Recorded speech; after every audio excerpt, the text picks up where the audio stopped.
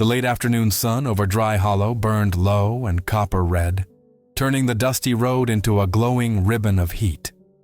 Wind rolled through the sagebrush in restless waves, carrying with it the dry scent of sand and juniper. Down that lonely stretch of road came a young Apache woman, swift and determined, running with the sharp grace of a lynx leaping across stone. A bundle of freshly gathered herbs swung against her hip, tied tightly in a small deerskin pouch. Her father's labored breathing still echoed in her ears, pushing her forward with desperate purpose. Her braids slapped lightly against her back as she sprinted, boots scattering grit behind her. She had no time, no patience, for anything that slowed her down. Not today, but fate had its own ideas. As she rounded the bend, the dusty horizon was suddenly blocked by a tall carriage. Polished wood, brass trim flashing like gold teeth in the sun, and two sleek bay horses pawing at the earth. It wasn't the kind of wagon government men used. No, this one belonged to someone with money. A lot of money. And leaning casually against the side of it, hat tipped low, grin lazy and confident, stood Henry Blackwell, the well-known owner of Blackwell Ranch. Rich, charismatic, playful. The kind of cowboy who could talk a rattlesnake out of biting him just by smiling. He looked up the moment he heard her footfalls, and that smile widened. "Well now," he drawled, voice smooth as whiskey. "You running from a wildfire or chasing one?"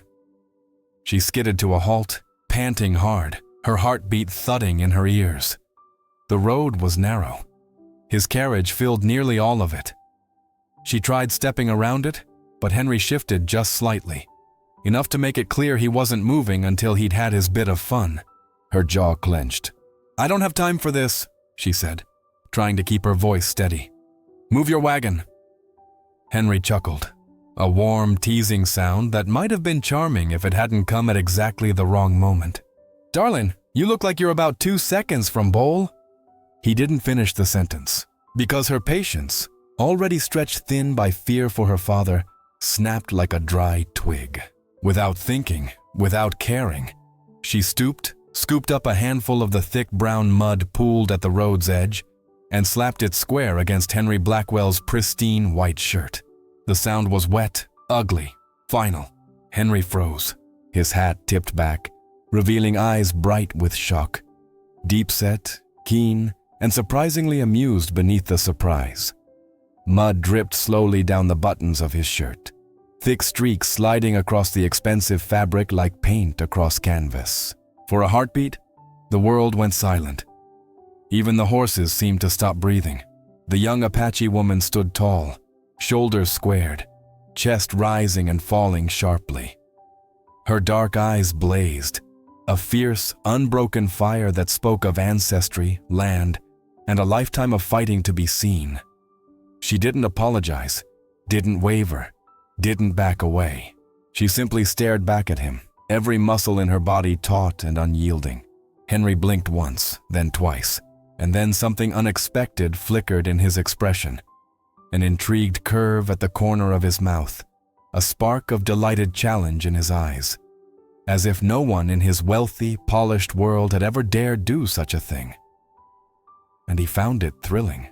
"Well," he said finally, voice low, amused and very much alive. "That's one way to get a man's attention." She didn't reply. Her breath was still ragged, her nerves vibrating from the sheer audacity of what she'd done. The sun beat on her shoulders, hot and unrelenting, but she didn't step back. Even when Henry straightened his hat and took a slow, assessing look at her, mud and all. Two worlds met in that dusty road. His, a world of cattle, money, and charm, and hers, a world of heritage, grit, and fire. Neither of them moved. Neither looked away. In that single locked gaze, her eyes sharp and defiant, his bright with unexpected admiration, the first spark of a conflict neither of them understood yet, ignited. A spark that would twist their futures together in ways no one in Dry Hollow could predict. And it all began with a handful of mud, and a pride neither of them was willing to surrender. By the time she reached the edge of the Apache village, the sky had begun turning the color of smoldering coals, deep red sinking slowly into indigo. Smoke curled lazily from the fire pits. The familiar scent of cedar and crushed sage should have brought comfort, but tonight it only made her chest tighten. Children paused in their play when they saw her. Women gathering water from the clay pots turned, whispering sharply. Every pair of eyes followed her, wide, uneasy, almost fearful. She slowed, suddenly aware that her heartbeat was still quick from the run, and her hands still stained with the damp trace of that impulsive mud. Her mother was the first to reach her. Iha stepped out from one of the lodges, a woven shawl wrapped around her narrow shoulders. Her expression, usually soft, was twisted with alarm the moment she saw the state of her daughter's clothes and the wild look in her eyes. "Tell me you didn't," Iha whispered, voice trembling. "Tell me you didn't cross paths with him." The young woman stiffened. "With who?" Her mother closed the space between them, gripping her arms tightly. "Henry Blackwell." The name cut through the warm evening air like a blade. Before she could reply, her uncle came stomping over, jaw tight, eyes flashing with a mix of anger and disbelief. The elders trailed behind him, murmuring urgently. The mood of the village shifted, tense, buzzing, unsettled. "You didn't just see him," her uncle said, breath ragged. "We heard from one of the ranch hands riding downriver. You threw mud at him, mud, into his face." Her stomach dropped so hard it made her sway. "So the rumor's already spread?" "Rumor?" he barked. "Child, Henry Blackwell isn't some passing cowhand. He's the man negotiating to buy every stretch of land around Dry Hollow, including the ridge that shelters our homes." The world seemed to tilt sideways, the laughter on Henry's lips, the mud dripping from his shirt, the fire in her own voice when she snapped at him. Shame knifed through her ribs. Her mother squeezed her arm. "Do you understand what this means?" She swallowed hard. "I didn't know he was that, Henry." The elders exchanged looks, worried, heavy ones. Another voice rose from behind them. Old Rowe, stooped but sharp-eyed. "He met with Eastern men last week. Papermen, contract men." Rowe spat in the dirt as though the very idea tasted foul. "They want to cut the valley into parcels, dig into the soil, strip the trees, poison the water. And Blackwell is the one deciding whether to sign his name to their offer." Her breath hitched.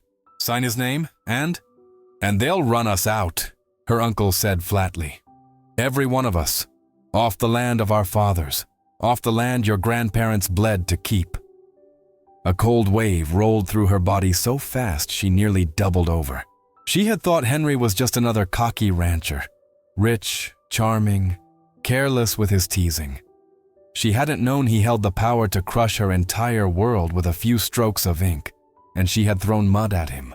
Her mother's voice softened, but the fear beneath it could not be hidden. "You didn't just insult a wealthy man, daughter. You humiliated the man who stands between this tribe and exile." The young woman pressed a trembling hand over her mouth, feeling her pulse hammer beneath her palm. Images surged through her mind. Children crying as they were forced from their homes, elders pushed onto wagons, the land left behind to be carved up and sold. And she had handed that man every excuse to push the deal forward out of spite. "I didn't mean..." She choked, the words thin and fragile. He was blocking the road. I was trying to reach father. I just reacted." Her uncle exhaled through clenched teeth. "Intentions don't matter to men like him. Pride does, reputation does, and you wounded both." Silence thickened around them, heavy as storm clouds. Every face in the village watched her. Fearful, accusatory, pleading. She felt herself shrinking under the weight of it. The herbs at her hip, meant to help her father, suddenly felt light and useless. Her mother traced a trembling hand along her cheek. "You must understand the danger. If he chooses anger over mercy, if he listens to those Eastern men, everything we know, every stone, every trail, every memory, will be gone." Her throat tightened until breathing hurt. She had never felt fear like this before. Not fear for herself, but for her people, for her ancestors, for the land that lived in her blood. Her rash act, born from frustration and worry, now loomed like a storm waiting to break over every life she loved. And for the first time since she was a child, she felt small, frighteningly small, in the face of something far bigger than pride. The next morning broke cold and silver, the kind of dawn that clung to the ground like frost and made every sound sharper. Across the valley, the sun caught on the brass buckles of Henry Blackwell's saddle as he rode toward the Apache village with 3 ranch hands trailing behind him, their breath fogged in the icy air, their horses' hooves thudding steadily against the frozen earth. Word traveled faster than the wind in these parts. By the time his horse crested the ridge overlooking the settlement, several villagers had already stepped outside their lodges, their wary eyes following the small procession. Mothers drew children closer. Elders stood rigid, waiting, and somewhere near the center of the village, the young Apache woman who had flung mud at him the day before felt her pulse spike. She stepped out from behind a clay oven, her dark braid falling over her shoulder, still holding the herbal satchel she'd used to tend her father. Her jaw clenched the moment she saw Henry on horseback. He came for retribution, she thought. Of course he would. A wealthy rancher humiliated by a tribal girl? That was the kind of insult men carried like an open wound. But when Henry reached the entrance of the village, he lifted one hand, not in accusation, but in an easy, almost teasing greeting. "Well now," he said, sliding off his horse with practiced grace. "I figured I should come see the place where folks have got enough backbone to sling mud at me without blinking." The line carried humor, cowboy humor, dry and warm, but his eyes told a different story, sharp, observant, almost troubled. Her breath hitched. He wasn't angry. He wasn't even posturing. He was curious. The villagers exchanged confused glances. It wasn't what they expected either. Henry turned slowly, taking in his surroundings with the careful eye of a man used to reading the land, judging storms, measuring risk. And the longer he looked, the more the playful spark in him dimmed. He saw the makeshift patches on winter-worn lodges, rawhide stitched over holes large enough for the cold to crawl through.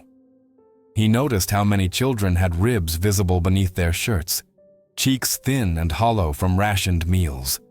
Several clay jars sat cracked near a water trough, the soil around them dry as bone. His gaze followed the narrow stream that ran along the edge of the village. Only it wasn't running. A dam of mud and rocks blocked the natural flow, diverted upstream for someone else's livestock. The realization hit him like a fist. This wasn't a proud, fiery community refusing to adapt. This was a community being squeezed, starved, worn down season by season. His ranch hands shifted uncomfortably as Henry's expression hardened into something quiet and weighted.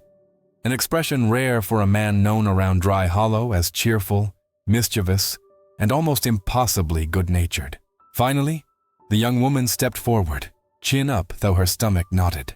"If you came to demand an apology," she said, voice steady despite the tension in her shoulders, "I'll give it." Henry blinked. A slow, almost bewildered smile tugged at his lips. "An apology? Hell," he chuckled softly, shaking his head. "I didn't ride all this way for that." "Then why come?" she asked. "To see," he answered simply. But he didn't explain further. Instead, he walked several steps deeper into the village. Children froze mid-play, unsure whether to run or hide. The elder's eyes followed his every movement. He crouched beside a broken grain barrel, fingertips brushing the rough splinters. "How long since you had a proper harvest?" he asked quietly. Her uncle stiffened. "The floods last year ruined our fields, and nobody helped rebuild the irrigation channels?" A bitter silence answered him. Henry stood again, slow, thoughtful, troubled in a way that settled into his posture. The cowboy mischief that usually sparked in his grin was gone entirely now, replaced by something heavier, something dangerously close to compassion. His gaze drifted to her again. She felt suddenly exposed under it, not judged, but seen. You live like this every winter? He asked her. She hesitated. We endure. Henry's throat worked as he swallowed. Enduring ain't the same thing as living. His ranch hands shot him uneasy glances. This wasn't the tone they expected from their boss, not toward people he was supposed to negotiate land against. For a long moment, the village held its breath, waiting for some joke, some careless remark to undo the strange shift hanging between them. But Henry said nothing. Instead, he looked around once more. This time, not as a wealthy landowner, or as the man with the power to sign away their future, but as someone seeing suffering where he hadn't bothered to look before, and something inside him moved. Not loudly, not dramatically, but undeniably, the girl who had thrown mud at him yesterday watched closely. And for the first time, she wasn't sure whether she should fear Henry Blackwell or hope. The morning Henry left the village, the air felt heavier than usual, as though the world itself had sensed the shift he brought with him. Conversations were hushed. Fires crackled low. The young Apache woman who had once felt certain of her path now felt tangled in a knot of thoughts she couldn't loosen. While she carried water from the stream, Thomas appeared at her side. Quiet, steady, dependable Thomas. He moved with the calm confidence of someone who belonged to the land as much as the juniper trees and the river stones. His face held that gentle seriousness she had known since childhood. I heard he came, Thomas said softly, handing her the second water jug before she could lift it. Henry Blackwell. She swallowed, nodding. He wasn't how I thought he'd be. Thomas's gaze flicked to her, sharp, searching, troubled beneath his calm exterior. He's dangerous, Thomas said, not harshly, but with the careful protection of someone who had watched over her since they were young. Not because he carries a gun or rides a big ranch horse, but because he carries influence. She didn't respond right away, and her silence made his brow tighten. You remember? Thomas continued, voice a little rougher. Our families promised us to each other when we were small. Of course she remembered. The memory was woven into her childhood. Shared berries on summer trails, learning to track together, listening to elders speak of the future they were meant to build. Thomas had always been kind, loyal, and dependable. A safe harbor. She respected him, she trusted him, but something inside her had started shifting. Thomas.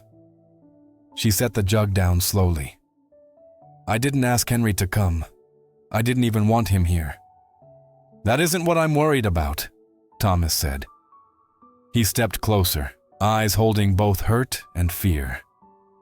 I'm worried because you looked different when you saw him riding in.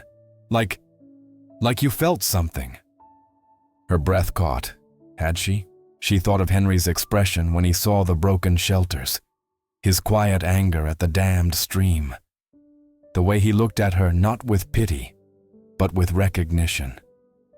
Something about him felt sharp and unsettling, like a sudden wind that made her instinctively square her shoulders.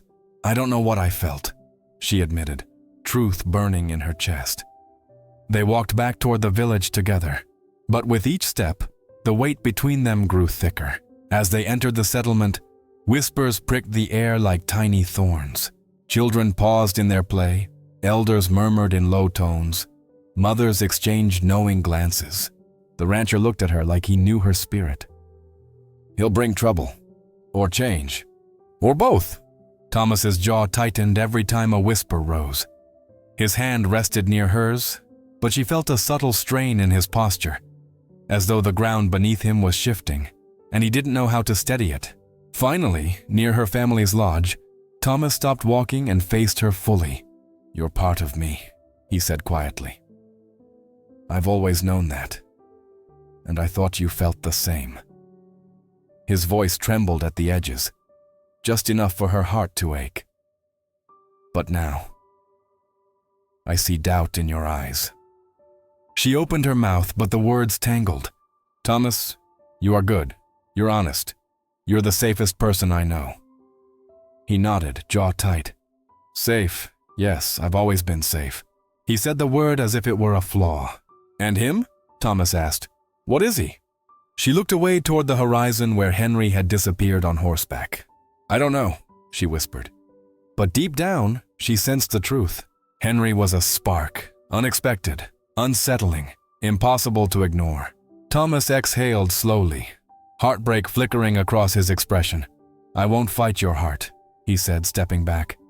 "But I will protect this village. And if he threatens us, if he threatens you, I'll stand between you and whatever storm he brings." Her chest tightened. "I don't want a storm. Sometimes storms don't ask what we want." He left her standing there, torn between a promise shaped by tradition and a feeling she didn't understand yet. Something restless, bright, and undeniably alive. And as the village continued whispering, she realized the truth. One path offered certainty, the other offered possibility. And for the first time in her life, she wasn't sure which one her heart belonged to. For the next several days, the village felt strangely unsettled, like the air before a summer lightning storm, charged, restless, prickling against the skin. Every time the young Apache woman walked past a group of neighbors, conversations dipped into sharp whispers. Every time she approached the fire pit, discussions suddenly shifted or died altogether. And with each day that Henry Blackwell rode near the valley, sometimes to check the dams, sometimes to bring supplies, sometimes simply because he felt like it, the whispers grew louder. One afternoon, as she carried a bundle of firewood toward her family's shelter, two older women near the weaving racks glanced at her, then leaned together. "A white cowboy never shows up without wanting something," one muttered. "Something, or someone," the other replied, her tone laced with suspicion. Her neck flushed hot. She tightened her grip on the wood until her knuckles stung. She walked faster, but more voices followed. Near the water trough, a pair of young hunters were sharpening arrowheads and pretending not to watch her. "You think he's after her?" one whispered. Not softly enough. "Maybe. Men like him always get curious about what they can't have." Dangerous curiosity. The word struck like thorns under her skin, sharp, unwelcome, lingering. She kept walking. At first, she tried to shrug it off. Apache communities had always survived by caution, by reading signs, by guarding their own. Suspicion of outsiders was natural, expected. But the whispers didn't stop. By the third day, they blossomed into full-blown rumors. "She shamed him in the road. He'll ruin us out of spite.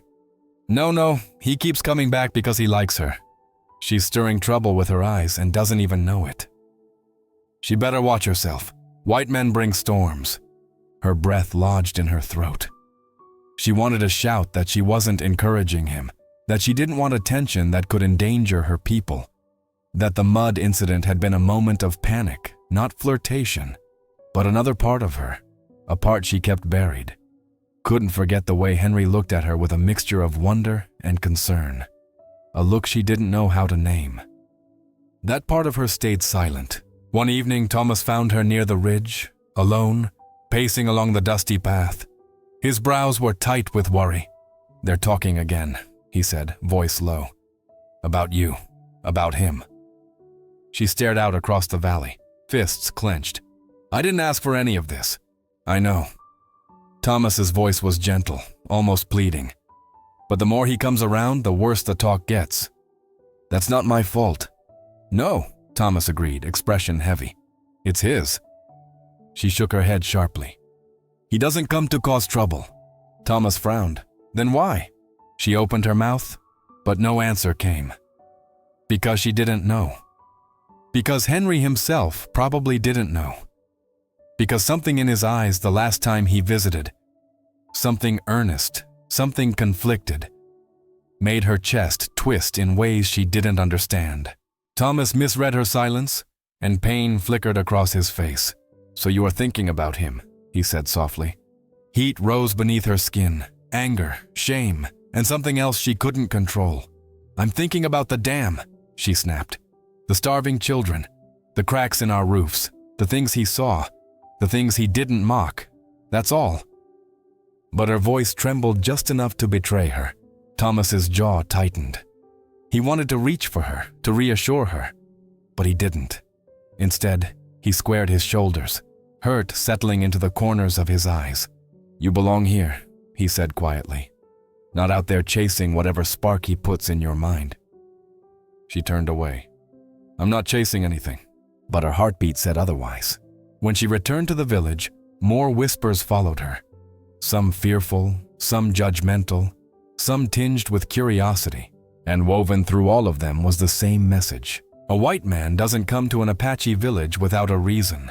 And Henry's reason just might be her. That night, she lay awake staring at the roof of her lodge. Every rumor felt like a needle. Every glance, a quiet accusation. Every thought of Henry, a confusing mix of irritation, unease, and a reluctant pull she couldn't seem to shake loose.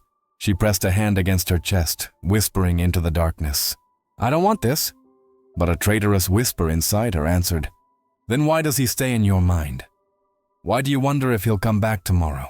The truth burned quietly, stubbornly, undeniably. She wasn't just angry at the rumors. She was angry that part of her feared they might be right. The first time Henry returned with supplies, he didn't say much. He simply rode into the Apache village with a bundle of seasoned pine balanced across his saddle. When he dismounted, several villagers stiffened, expecting some kind of intrusion or charity-laced arrogance. But Henry didn't act like a savior. He didn't make speeches. He didn't draw attention. He just set the wood beside the young woman's lodge and said casually, "Roof's sagging in the back. Thought you might want this before the next cold snap." Then he tipped his hat and walked off as though the gesture meant nothing. Except it did. To her, to the village, and to him. Though he didn't admit it, even to himself. The next time he came, he brought a canvas sack filled with flour and a tin of baking powder. "I found these lying around my pantry," he said with that careless charm that fooled no one. Seemed ashamed to let him go to waste. She crossed her arms, trying to hide the flutter in her chest. "Your pantry must be overflowing if things wander out of it," he grinned. "What can I say? I run a generous household." She arched a brow. "You live alone." "True," he admitted with a shrug. "But I'm still generous." Despite herself, she almost smiled. A few days later, he visited again, this time without supplies. Instead, he walked along the riverbank where she and two village children were checking animal tracks. He knelt beside her, brushing his fingers along the damp soil. "That a deer print?" "A doe," she corrected. "Look at the stride. Soft, careful. And see that faint drag? She's carrying weight. Late winter pregnancy." Henry looked impressed. "Sharp eyes." She gave him a sidelong glance. "Your eyes aren't broken. You just don't know what to look for." He huffed a laugh. Is that an insult or constructive criticism? Both. He looked at her then. Longer than necessary. Longer than safe. And his voice dropped to something gentler. "Someone with eyes like yours could make anything look sharp." The words struck unexpectedly deep, like a warm ember falling onto dry sagebrush. She turned away, pretending to study the ground, but her pulse jumped. "You talk too much," she muttered. "And you listen too closely," he shot back. The banter became a rhythm between them, unexpected, soft, dangerous in the quiet way it threaded through her days. Whenever Henry rode in, children followed him from a distance, whispering. Some elders frowned, some turned away. Thomas watched from the edge of the village, jaw tight with quiet dread. But Henry didn't seem bothered. He wandered through the settlement with an understated respect, never crossing the invisible lines of privacy, never pushing, never assuming.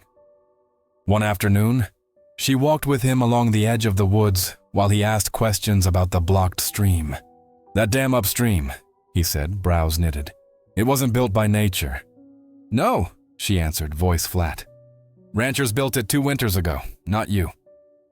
"Doesn't matter," Henry said. "It shouldn't be there." She studied him closely. "Why do you care?" He hesitated, scuffing his boot against the dirt. "Because I saw what I saw when I first came. Your people deserve better than dry wells and cracked pots. Most white men don't think that way. I'm not most white men. And what makes you different?" Henry met her eyes, really met them, like he was seeing her all the way through. Maybe I've been looking at the world wrong. You're helping me see straight." Her breath caught. Something warm, unwelcome, irresistible curled quietly in her chest. Later that week, while they walked near the grazing fields, he stopped abruptly and studied her face. "You know," he said, smirking, "those eyes of yours, sharp as a Bowie knife, could cut a man in half if you wanted." She snorted. "If I wanted, I wouldn't need my eyes." "Point taken," he laughed. But beneath the humor was something earnest, gentle, almost reverent. And beneath her steady responses, beneath her teasing, beneath her guardedness, something else was forming. A spark. A slow warmth rising through the cracks of a life shaped by caution and tradition. A pull she didn't know how to deny. She told herself it was foolish, dangerous, impossible. Yet every time Henry left, her thoughts followed him like a shadow, stretching long across the desert floor. And every time he returned, her heart betrayed her, picking up speed before her feet even heard the sound of hooves. Feelings, once small and inconvenient, were now beginning to gather strength, quiet as embers, persistent as wind, and growing hotter by the day. The wind that night carried the scent of distant rain, dry, restless, wandering like a soul that couldn't settle. Henry stood alone on the porch of Blackwell Ranch, a lantern glowing beside him, his shoulders tense in the dim light. The house behind him was warm, sturdy, filled with more comfort than one man needed. But his heart felt like he was standing on cracking ice. On the table inside, spread open and weighty as a loaded rifle, lay the contract from the Eastern Company, a signature, just one. And he'd earn enough money to buy half the county if he wanted. Oil rights, timber sales, water control, mineral claims, a fortune whispered from every paragraph. But the cost screamed louder. He lifted the contract, reading the fine print again, though he already knew every word. Half the parcel the company wanted extended onto Apache territory. They didn't list it plainly, of course. Big city men were experts at hiding cruelty behind polite language and stamped seals, yet he saw it clearly now. Signing meant the tribe would lose their land, their home, her home. Henry closed the document, exhaling slowly. His ranch hands had asked why he hadn't signed yet. The company had asked twice, and his accountant nearly had a stroke when Henry said he needed more time. More time? For what? Every man in Dry Hollow assumed Henry lived for profit, horses, and good whiskey. Some even joked that he'd sell his own boots if someone offered enough. But things had changed. She had changed things. He dragged a hand down his face, muttering, "Lord help me, what am I doing?" He wasn't a saint. He wasn't a hero. He was a rancher who stumbled into something too big for him the moment a fierce Apache girl splattered mud all over his white shirt and looked at him like she'd fight him, the company, and the sun itself if it stood in her way. That fire. He'd never seen anything like it. And now he couldn't forget it. He walked inside, poured himself a shot of whiskey, then left it untouched. His boots thudded softly across the floor as he sat at the table again, staring at the signature line. Henry knew business, he knew land value, he knew opportunity, but he also knew what starvation looked like. He saw it in the children playing with empty bellies. He saw it in the patched roofs and the cracked jars. He saw it in the way her mother tightened her shawl as though holding her family together by threads. He remembered her voice when she talked about tracking deer.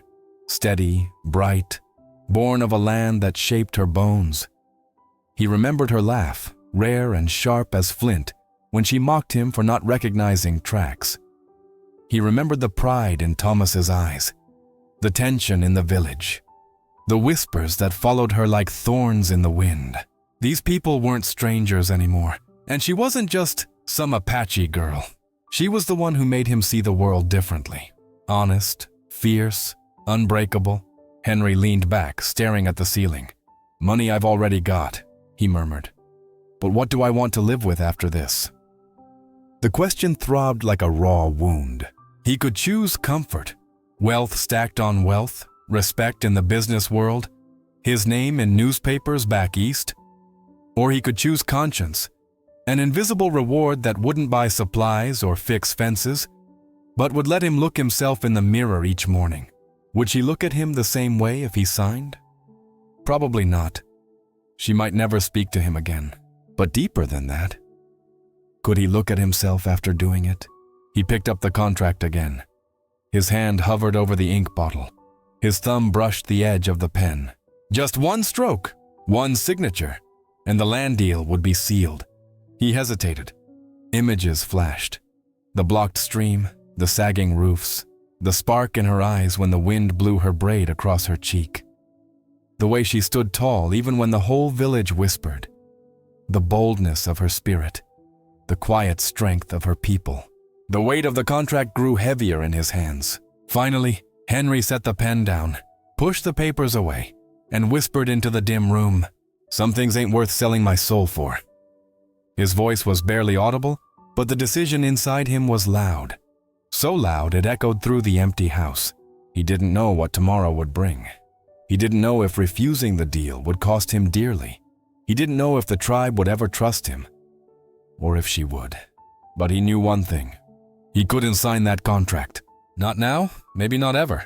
And as the lantern flickered, Henry knew his world had already shifted, set on fire by something far more powerful than profit, a dangerous, growing tenderness for the girl who had never once feared him.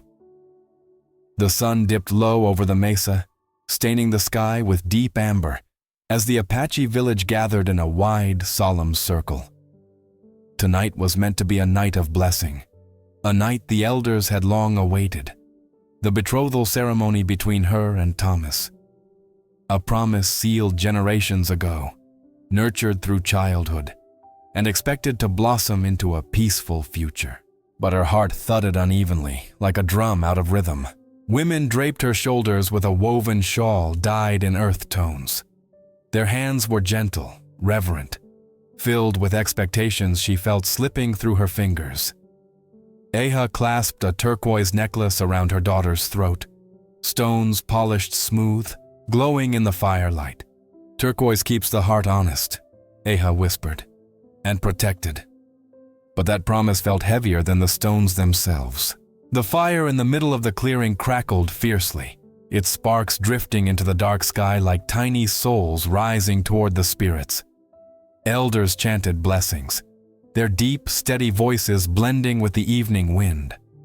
The scent of juniper smoke clung to everything, the air, her clothes, her skin.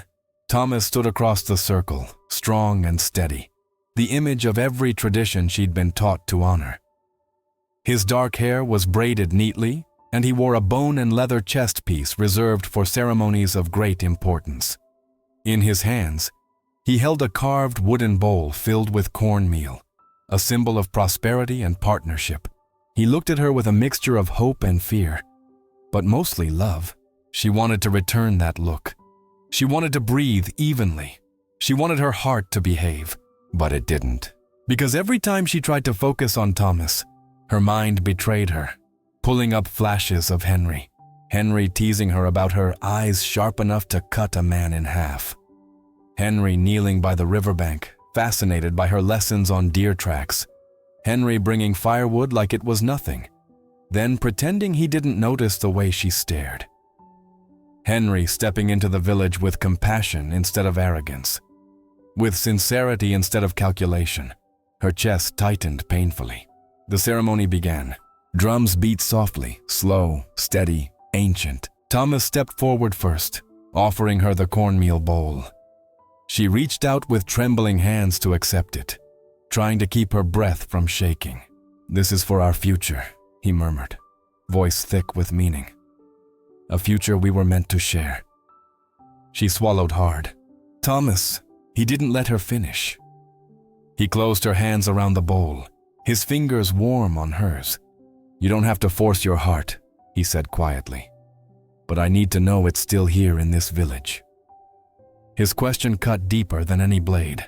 Before she could answer, the elders motioned for her to present her offering, a gesture of respect and willingness. She lifted the turquoise necklace, hands trembling again, and placed it gently into Thomas's palms.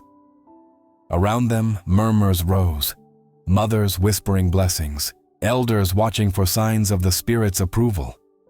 Children leaned forward, wide-eyed, unaware of the storm in her soul. The fire glowed brighter, as if eager to seal the bond. But inside her, nothing felt sealed, nothing felt steady, nothing felt right. Her gaze drifted past the flames, past the circle of villagers, toward the distant valley where Blackwell Ranch sat like a silent shadow in the dark, where Henry might be pacing his porch, where he might be staring at the same sky, where he might be thinking of her the way she found herself thinking of him. The thought made her pulse leap. Shame washed over her first, heavy, suffocating. Then anger, sharp, self-directed. Then something else, something she couldn't name but felt burning under her ribs like a hidden ember refusing to die. When the drums faded, the final blessing began. Elder Rowe raised his hand, chanting a prayer for unity and protection. Thomas faced her, waiting, hope flickering across his face like a candle trying desperately not to be blown out. She tried to step toward him. Her foot refused to move. She tried to lift her chin. Her breath trembled instead. Because standing in front of Thomas, kind, loyal, dependable Thomas, she realized a terrible truth. Her heart wasn't listening to the drums, the prayers, or the promises of her youth. It was listening to laughter echoing through pine trees, to a man's voice asking questions no one else dared to ask, to the memory of blue eyes softened by guilt, compassion, and something dangerously close to longing. The ceremony ended with applause and warm congratulations, but as the village celebrated, she stood frozen in place, feeling like a rope pulled between two worlds. Tradition tightened on one side. Freedom tugged fiercely on the other, and for the first time in her life, she didn't know which path she belonged to. The celebration fire still crackled when the commotion began at the far edge of the Apache village. The elders paused mid-chant. The drums faded into an uneasy silence. Every head turned toward the shadows shifting beyond the circle of light. Hoofbeats, slow, heavy, deliberate. Then Henry Blackwell appeared beneath the torch glow. Broad-shouldered atop his chestnut horse, hat pulled low, his face carved in an expression the village had never seen on him before. No grin, no teasing glint, only a deep, unwavering resolve.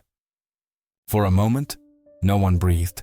Thomas instinctively stepped closer to the young woman, protective tension rolling off him like heat from coals. Elders murmured in clipped whispers, unsure whether this was trouble or something far stranger. Henry dismounted quietly.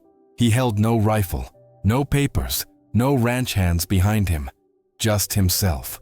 He walked straight toward the fire, stopping at a respectful distance from the sacred ring. He removed his hat, a gesture weighted with humility rather than cowboy swagger. "I won't interrupt your ceremony," he said, voice low and steady, carrying the rugged honesty of a man who'd lived more years in the saddle than in any room with chandeliers. "But I've got something to say, something that can't wait." The elders exchanged glances. Rowe gave a stiff nod. Henry drew a breath, looked around the circle, and spoke with a clarity that cut through the cold night. "I'm not selling this land to anyone. Not now, not ever." The words crashed into the clearing like thunder. Mothers froze mid-movement. Children stopped whispering. Thomas stiffened. And she, standing across from the fire pit, felt the ground shift beneath her feet.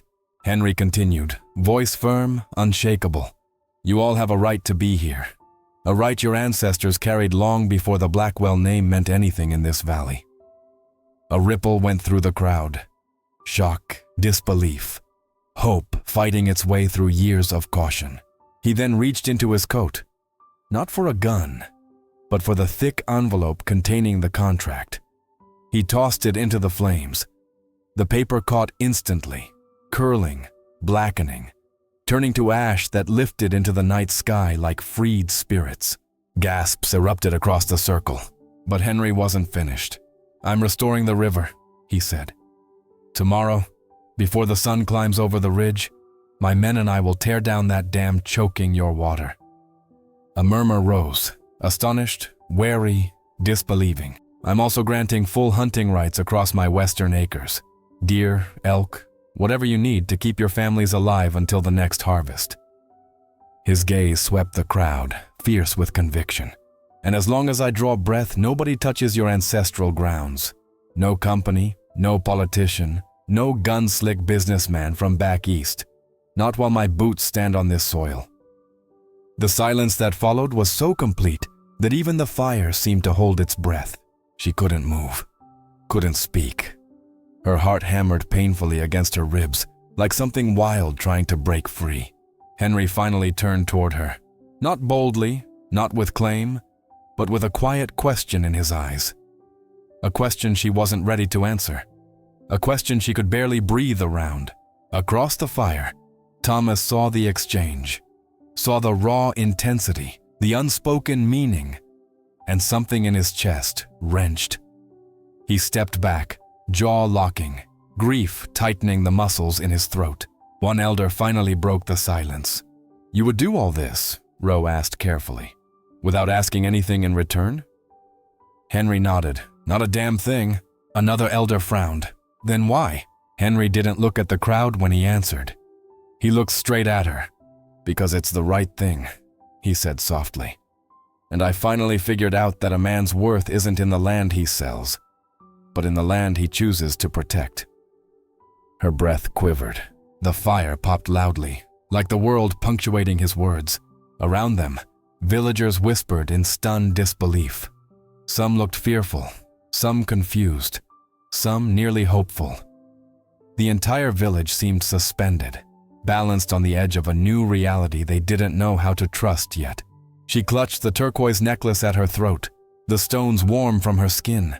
All the emotions she had buried during the ceremony surged upward. Confusion, longing, guilt, awe, fear, and something deeper, more dangerous, more undeniable. Henry stepped back from the fire, placing his hat over his heart. Then quietly he said, "My land is your land. That's my decision." And with that, he turned and slowly walked toward his horse.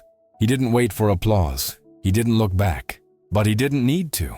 Because the entire village, including the young woman whose heart hung suspended between two worlds, was staring after him in stunned, breathless silence.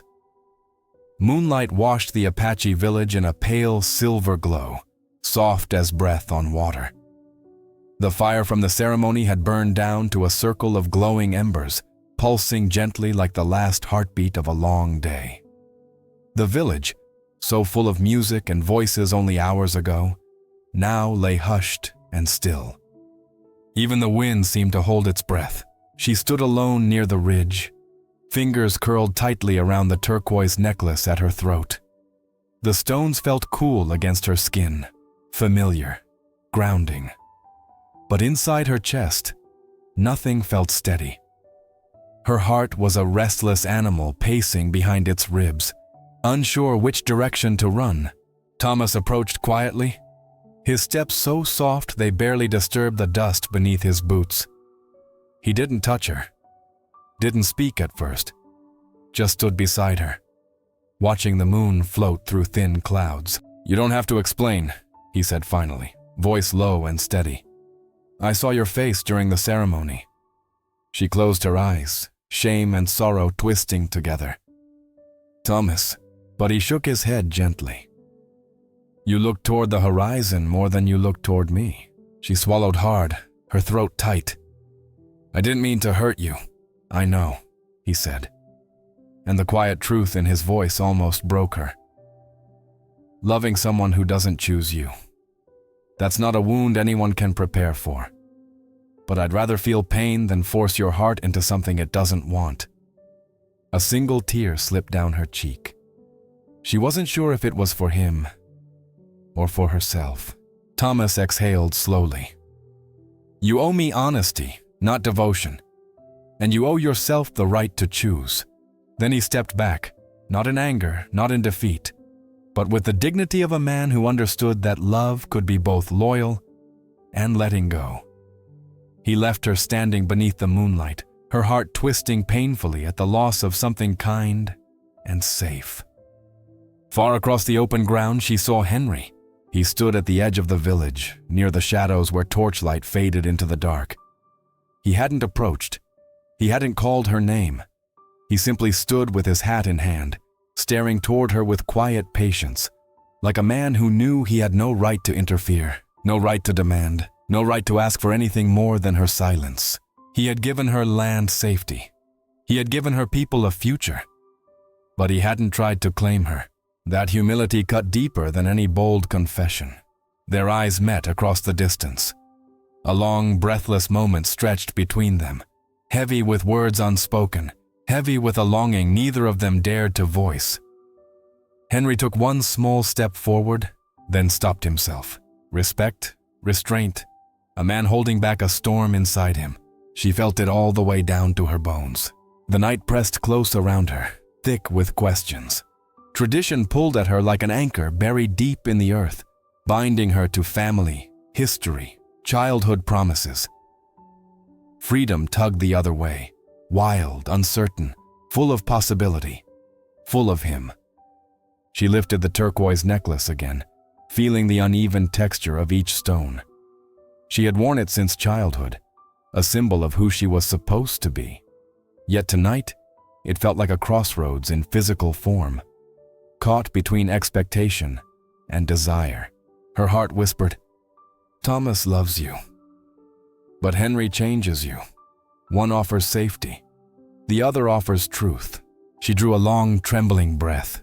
Behind her, the embers crackled softly. Before her, the valley stretched out in silver shadows, wide open, waiting. She looked at Thomas, gentle, loyal, heartbroken, yet strong enough to step aside. She looked at Henry, steady, respectful, holding his distance like a man who knew love wasn't something you won, but something you waited for. Then she looked at the land itself, the home she belonged to, the place Henry had chosen to defend at the cost of his own fortune, the place Thomas had always protected, the place her ancestors had walked. Her chest ached with the weight of it all. The moon climbed higher, casting her in soft light as if urging her toward a decision. But not tonight. Tonight, she let the weight settle exactly where it belonged. Inside her heart, unfinished, unresolved, but undeniably alive. As Thomas walked back toward the village and Henry finally turned his horse away, leaving without a word, she whispered into the quiet night, "One day, I will choose, and when I do, it will be my choice alone." The wind carried her promise into the darkness,